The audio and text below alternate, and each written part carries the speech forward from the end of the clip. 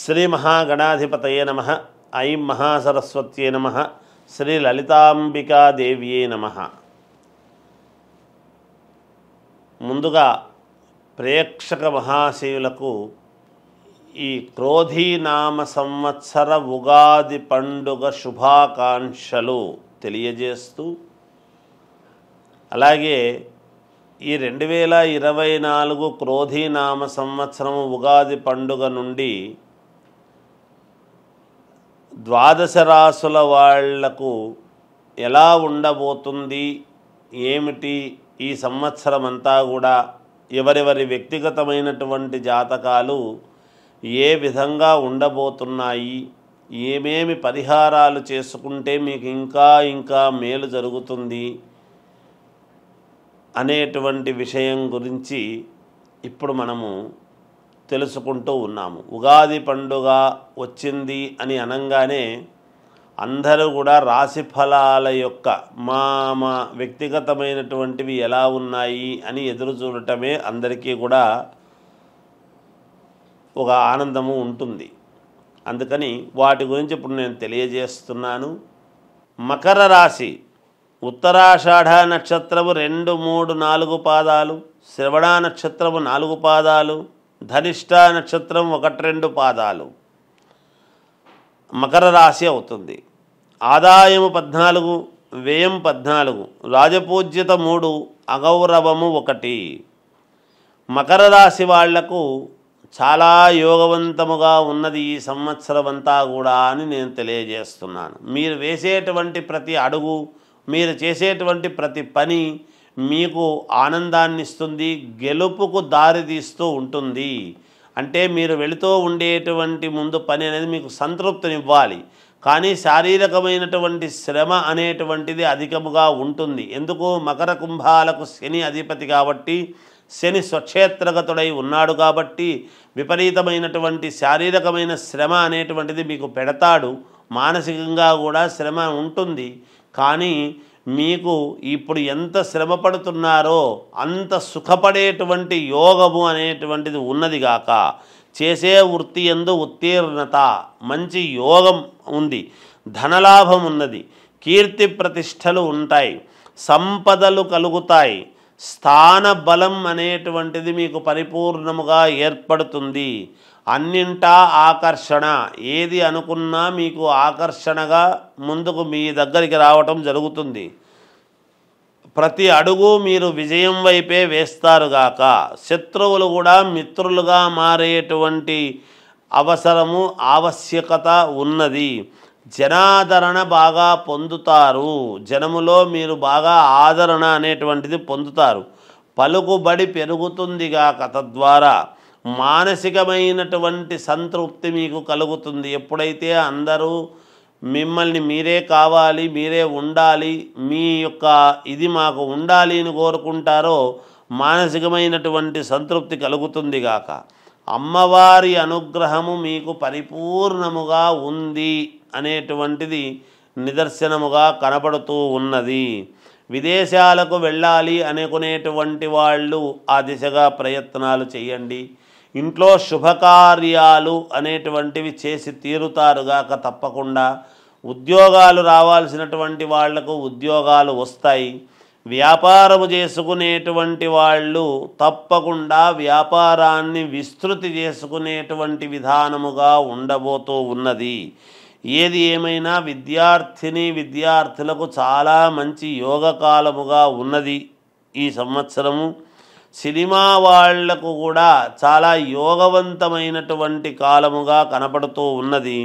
రాజకీయాలలో ఉండేటువంటి వాళ్లకు పదవీ యోగం అని తెలుస్తూ ఉన్నది.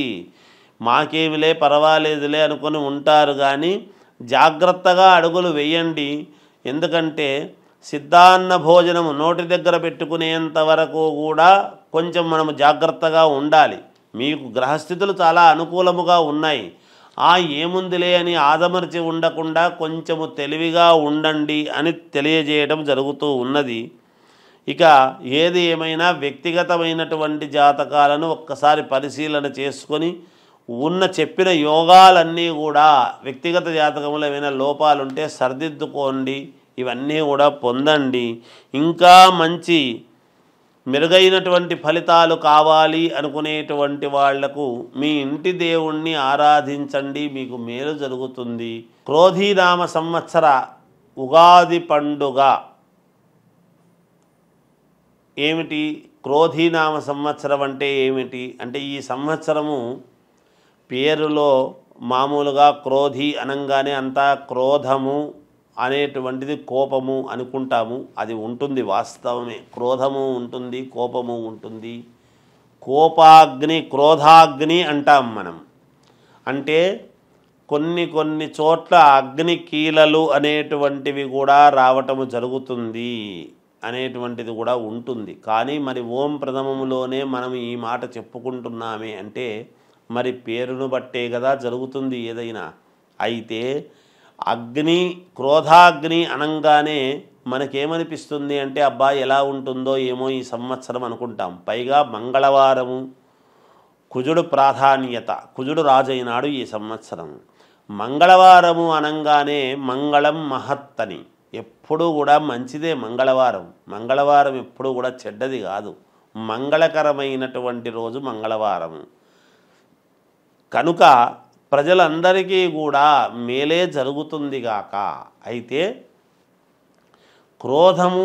క్రోధాగ్ని అని ఎందుకంటున్నాము అంటే అక్కడక్కడ అగ్ని అనేటువంటివి కొంత కాస్త మనము అగ్ని మంటలు అనేటువంటివి జరుగుతూ ఉంటాయి. కానీ దాని వలన మన శరీరములో కూడా అగ్ని అనేటువంటిది ఉంటుంది గాక. కోపాగ్ని, క్రోధాగ్ని అని ఈ ఎప్పుడు అంతర్మథనం అనేటువంటిది జరుగుతుంది. అంతర్మథనములో నుంచే కదా ఒక మహాద్భుతమైనటువంటిది ఆవిష్కృతం అవుతుంది.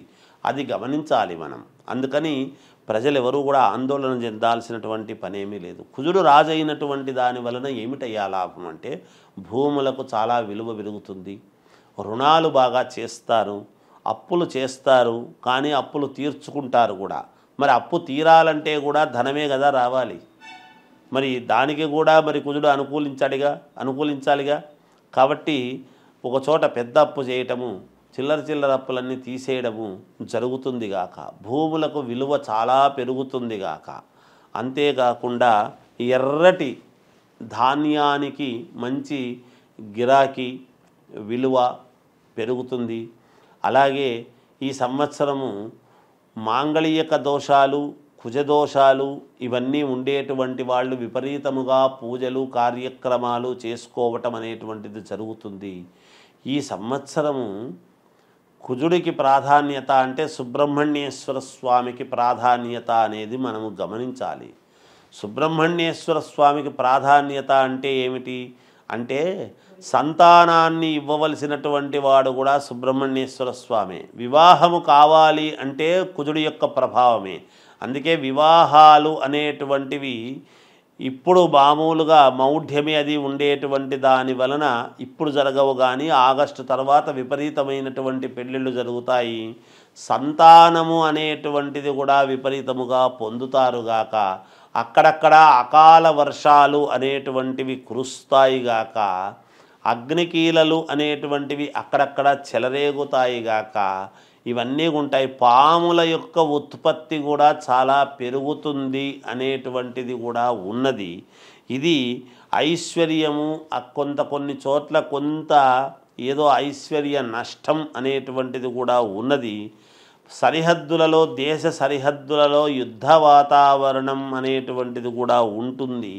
ప్రజలందరూ కూడా ఆలోచనతో కూడినటువంటి నిర్ణయాలు తీసుకుంటారు. అంతర్మథనమయ్యి ప్రజలందరూ కూడా కోపముతోనే ఉంటారు. కోపము దేనికి అంటే ప్రజలకు నష్టము కలిగించేటువంటి పనులు జరిగినప్పుడు కదా కోపం ఉంటుంది. మరి కోపములో, ఆవేశములో క్రోధాగ్ని అని అంటున్నాము కదా, దాంట్లో ఆలోచనాత్మకమైనటువంటి నిర్ణయం తీసుకోవడానికి గల కారణం ఏమిటి అంటే దేహపీడాకారకుడైనటువంటి శని మంత్రి అయినటువంటి దాని వలన బుద్ధికి పని చెప్పటం అనేది జరుగుతుంది గాక. అందుకని ఆలోచనాత్మకమైన నిర్ణయాలు తీసుకొని ప్రజలందరూ కూడా సంతోషముగా ఉండటానికి కావాల్సినటువంటి ఇవి చేసుకుంటారు. స్వక్షేత్రములో శని ఉన్నందువలన శని ఇవ్వవలసినటువంటి యోగాలు అందరి జాతకాల్లోనూ మంచి మంచి జాతకాల్లో మంచి చోట ఉండేటువంటి వాళ్ళందరికీ కూడా మేలే చేస్తాడు అనేటువంటిది కూడా తెలియజేస్తున్నాను. అలాగే చంద్రుడు ధాన్యాధిపతి అయినటువంటి దాని వలన బియ్యము బాగా పండిస్తారు రైతులు, బియ్యానికి బాగా ధర పెరుగుతుంది అనేటువంటిది కూడా ఉన్నది. అందరూ కూడా మనస్సుతో, చల్లని మనస్సుతో ఆలోచన అనేటువంటిది కూడా తీసుకుంటారు ప్రజలు. ఇది ఉగాది పండుగ యొక్క సారాంశము. ఇక ఈ ఉగాది పండుగలో కొన్ని ఇవి జరిగేటువంటి ఇది ఉన్నది. రైతులకు కొంతవరకే మేలుగా ఉంటున్నది, చాలా బాగుంటుంది రైతులకు అని చెప్పేటువంటి అవకాశము లేదు.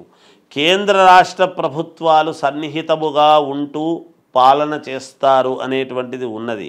అకాల వర్షాలు కురుస్తాయి, ఎర్రని ధాన్యాలకు విలువ ఉంటుంది. అలాగే ప్రకృతి ప్రకోపం అనేటువంటిది కూడా ఉంటుంది, అప్పుడప్పుడు ప్రకృతి కొంచెం కోపించడం ఉంటుంది. కొంత ఐశ్వర్య నష్టం, రాజకీయాలలో ఉండేటువంటి వారికి కొందరికి ప్రాణాలకు కొంచెం జాగ్రత్తగా చూసుకోవాల్సిన అవసరము ఉన్నది. అత్యంత ప్రముఖులకు కూడా కొన్ని ఇబ్బందులు ఉంటాయి అని తెలుస్తూ ఉన్నది. పొత్తులతో కూడినటువంటి పార్టీలు రాజ్యమేలుతాయి.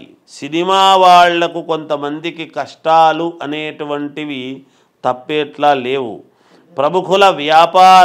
ప్రముఖ వ్యాపార దిగ్గజము ఇంట్లో ఇబ్బందులు ఉంటాయి. పశువుల ఉత్పత్తి తక్కువగా అయినా కూడా, ఈ సంవత్సరము పశువుల ఉత్పత్తి తక్కువైనా కూడా పాలు పెరుగు అనేటువంటివి మాత్రము సమృద్ధిగా దొరుకుతాయి. ఇది ఈ క్రోధీనామ సంవత్సర ఉగాది పండుగ యొక్క పంచాంగ ఫలితం అని తెలియజేస్తూ జయోస్తు.